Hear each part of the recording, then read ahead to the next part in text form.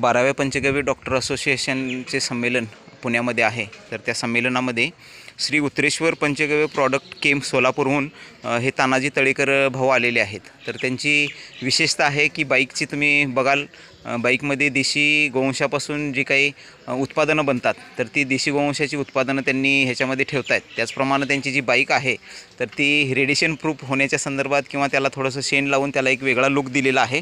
आपण पाहू शकतो इथं बघा की त्यांनी खूप छानसं संरचना केलेली आहे. पावसात पण भिजले.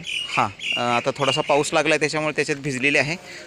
तर तानाजी भाऊ, आपण कार्य कसं संपूर्ण महाराष्ट्रभर करताय? काय हे गाडी कुठं कुठं फिरलेली आहे आपली? गाडी पूर्ण महाराष्ट्रात फिरत असते. बरं. गाडी फिरवायचं काम हे माझे वडील करत असतात. बरं. हां हां. मी आज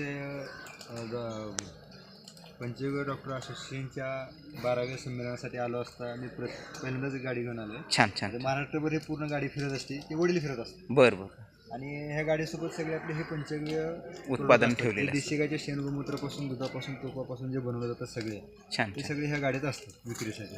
छान छान.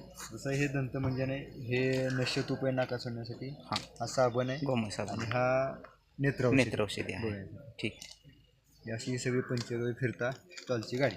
छान. आपल्याला पाहून खूप आनंद झाला की आपण एवढ्या लांबून सोलापूरहून बाईक घेऊन इकडं पंचगव्य डॉक्टर असोसिएशनच्या संमेलनाला सम्मिलित झालेला आहात. आपलं खूप खूप आभार.